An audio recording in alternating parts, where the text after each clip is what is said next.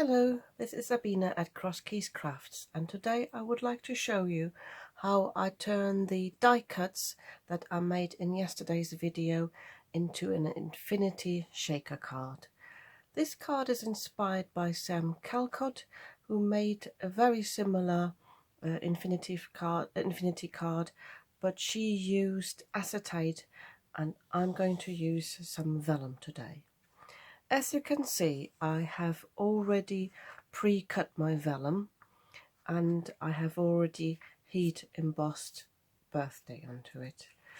My card base, or the base for the Infinity Shaker card, is slightly smaller than my 5x7 card, and I have just taken the piece of acetate, which was an A5 piece, lined it up on the scoreboard onto this with this as a mat, and then have scored around it to make sure that this actually fits properly, because that's the idea of the Infinity Shaker card. You want to have it all the way around of the card base. I have also added red tape already. You can use any glue, but I find with shaker cards I want to be on the safe side, so I used some secure tape. I have also prepared this little happy die cut with its shadow, which came with the same set with the Paper Craft Society box set from Lisa Horton. I will link to that below. I have also prepared a little bow. For anyone who would like to know where I got this ribbon from, my little secret, I cut these out of t-shirts. You know, when you buy t-shirts and you've got a bit of ribbon that keeps it on the hanger in the shop, I always keep these. And yes, I've already die cut this, and yes, I also popped a bit of glue onto the back so the knot won't come undone. To fill the shaker card, I have chosen these sequins. I have tested that they would actually look quite nice behind it. I don't want the shaker card to be too bold. I have chosen this yellow because it's on the opposite spectrum of the colour wheel with the purple. Another little trick I have done before videoing this, I had a bit of white sticking out in spite of my careful cutting. All I did then was use my brush and just go over it again, and that makes these white bits disappear a bit. So before I assemble the shaker, I'm going to glue these down because now it's still flat and that makes it easier. I have decided to not use this piece, actually the smaller piece. I will just use the first mat, and I've already put some foam squares on this. So just take the backing off and align this. As you can see, it just goes right there. There we go. That for me is enough bulk, just in case I want to send it in the post. I don't want a third layer on it really. Obviously, before I stamped the birthday down, I did align these things on the card to see where everything would go, just to make sure it'll all fit. I've decided to use this little one just on the side there,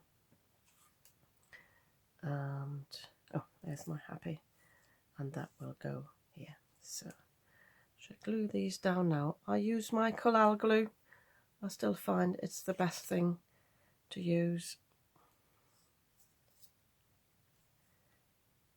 because it sticks not only on paper, but it will stick nicely on the vellum.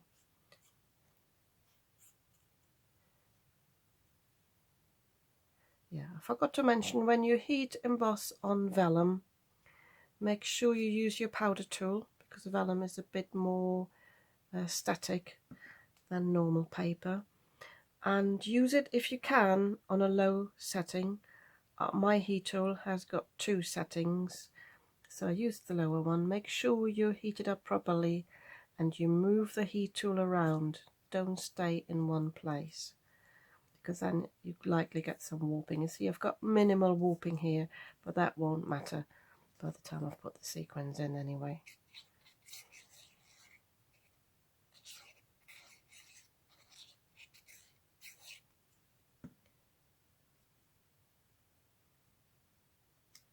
So making sure I don't have any overhang on the side there.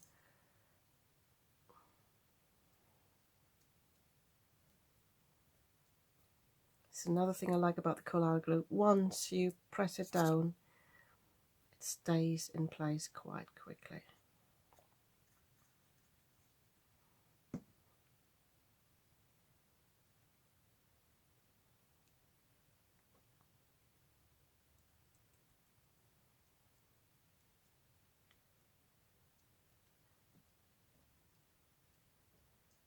It's a bit more glue there.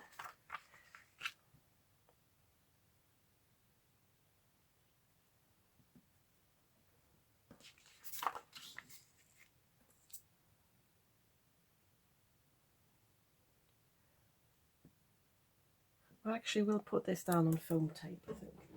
I think that would look nicer, and then would be a good bit of good symmetry with the raised bit on the top there.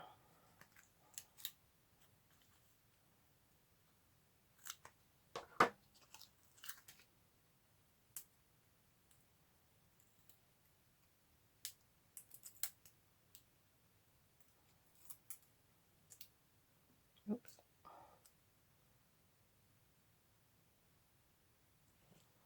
Again, as I said in the last videos, line your card up with your grid underneath, and then you can be sure you get this straight. There we go. So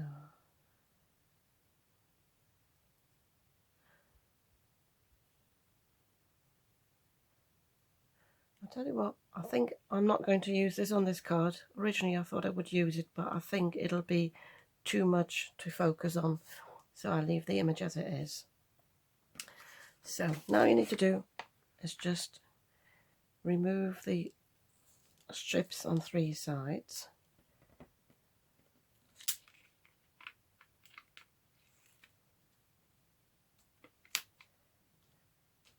Tell you what, I'll actually do 2 at the moment, and make sure this is aligned there properly before I remove the other side. So get as close to your scoring as you can, and then fold it over.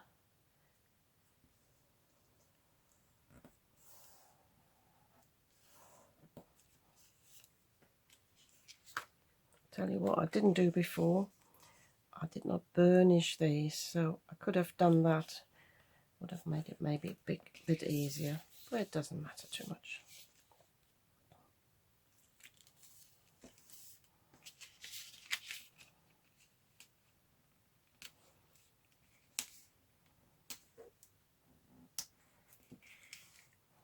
So, and now you've got a lovely little pocket, and you can put your secrets inside.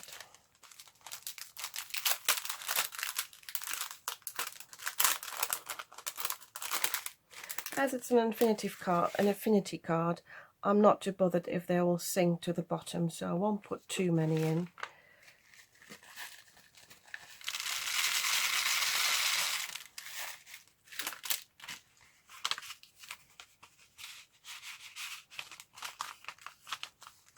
Yeah, I think that's plenty.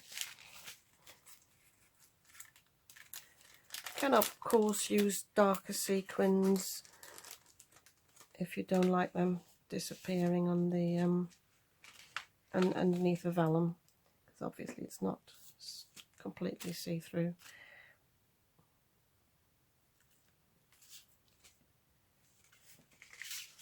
Now seal it up. So we'll just cut the corner off here a bit.